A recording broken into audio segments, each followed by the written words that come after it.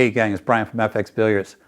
I'll bet that one of your least favorite shots is to have to shoot a ball down table when your cue ball is on the rail. In fact, I'll bet you don't even want to shoot it across table when your cue ball is on the rail. For a number of reasons. First off, you can't do a lot with the cue ball. You can't stop it, stun it, draw it. You're limited with the amount of English you can put on it. There's a lot of things you can't do. And on top of that, it's just a flat out difficult shot. And if you make the mistake of being jacked up when you shoot it, now you've got a cue ball that's curving as it goes down table. So this video is not going to be how to make that shot, but how to avoid it. I'm going to give you 5 things that you absolutely have to do to stay off of the rail. So let's get started. The absolute number one thing you have to do is recognize that you're taking a shot that will put you on the rail. That alone will save a lot of you a lot of frustration.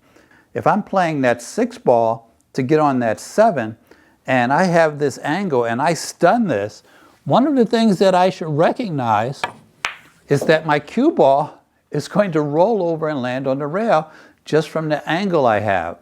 So identifying these situations is the number one thing. Pay attention to where the cue ball is going to go. Recognize that you may end up against the rail and avoid those shots. There's a lot of other things that I could have done to keep that cue ball off of the rail, and I'm going to show you some of those with numbers 2 through 5. The next item not only will help you guys with shots where you're on the rail, but it will also help you with your general position play overall. Here we're on the 7, we need to get on the 8 ball. We want to shoot a draw shot to do so. If we draw it straight back, because our 8 is on the rail, a lot of players want to get straight in, which in itself is a mistake. But when you come back to play position on this 8 ball, you shouldn't be thinking, I want to get here, here, here, or even on close to the rail, especially not close to the rail. What you should be thinking in your mind when you execute this shot is that your goal is to bounce off the rail. Hazard or not, because in this case, the rail is not even a hazard because we're shooting straight in on the 8, so the rail doesn't become an issue. But whether or not it's a hazard, this is just good position play to always think in terms of bouncing off of this rail. So if you're getting position on a shot that's over here, it could be here, it could be here, it could be anywhere. Don't think in terms of, I need to get over here. This is how people end up short on shots, is they're trying to get over here. Don't think in terms of, I want to get here, because this is how people end up straight in on shots, or shots that are on the rail. You need to think in terms of, I'm going to bounce off of the rail. Whether it's a follow shot or a draw shot, this should always be your mentality, that I'm going to bounce off the rail. One of the things that players do that cause them to end up on the rail is doing more than you need to do. What does this mean? It means if I'm on the 8 ball and I want to get on the 9 and I shoot this follow shot here, this is no good, guys. First off, I'm on the wrong side of the 9. I don't need to be over there. I'm up against the rail on this shot. So now when I shoot it, I've got to shoot it nice and perfect to get it to stay on that rail to come over here. So this is just one of 1,000 situations where trying to get greedy on the shot can create a hazard that not only leads to a scratch, but ends up with you totally straight in on that ball. And what if it's not your next ball? That is a true low intermediate problem. Trying to get straight in on a ball when you have to get on another ball afterwards. I'm going to show you how to deal with that in a second. But in this situation, we do not have to get straight in on that 9. We can just take what the table's giving us, say, okay, we're going to have a cut shot here. We shoot our cut shot in.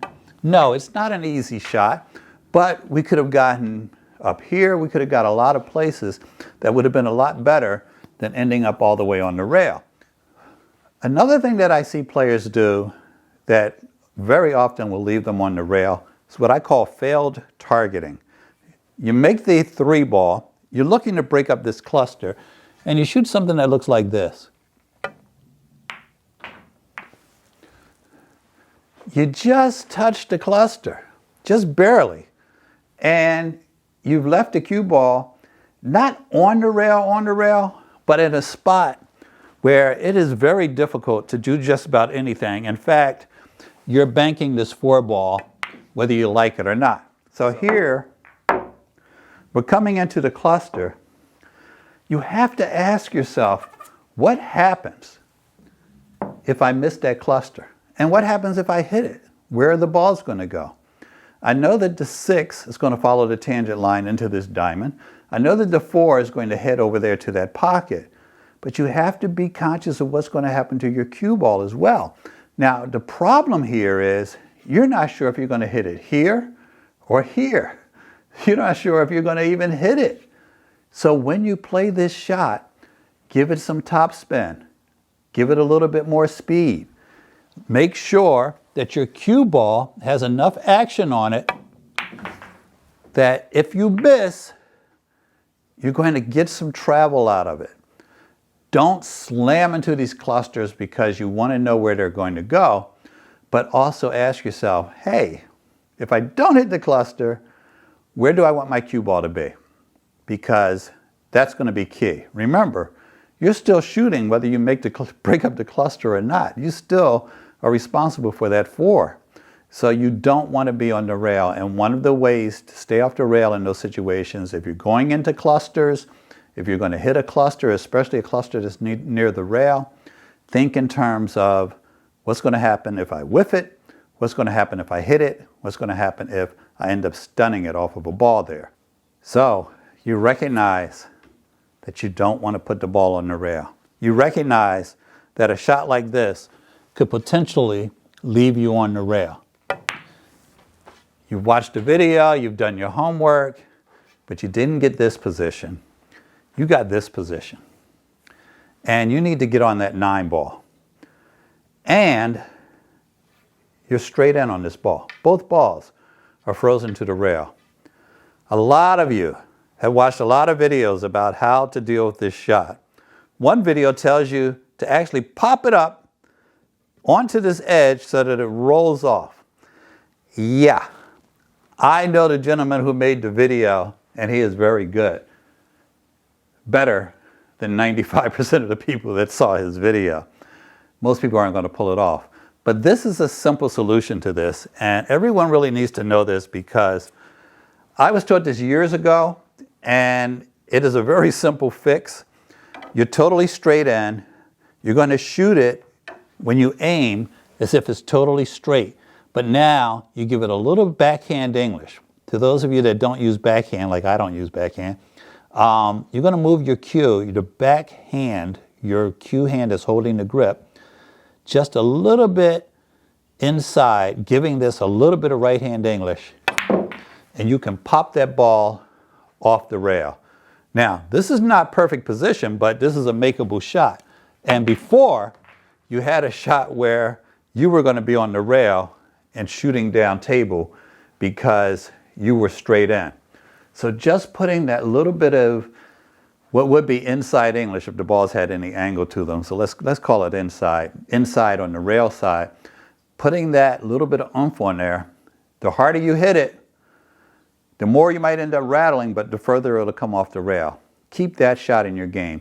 And one more thing that will keep you off the rail. Let's look at it. Simple trick. You have a shot that's almost straight in. But if you shoot it, you have enough angle that you don't scratch. But you could find yourself a little too close to this rail. Very simple fix here. All you need to do is add a little English. Now, which English do we want? In this case, I'm going to put a little inside on it. That means right hand English. And I'll show you why.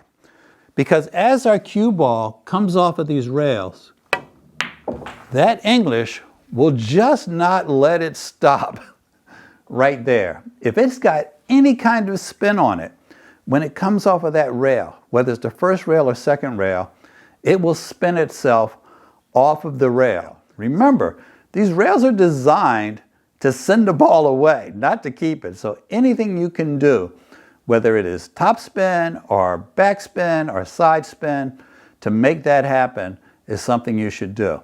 I know you want to have a nice, good touch to your shots, but if it leaves you on the rail, it's no good. Work with those 5 tips. The number one thing is identifying this shot is going to leave me on the rail. And most important out of the 5, other than identifying the situation, is to consciously bounce off the rail when you're playing position. Check out this video here. Give us a thumbs up. Don't forget to subscribe. Have a great day.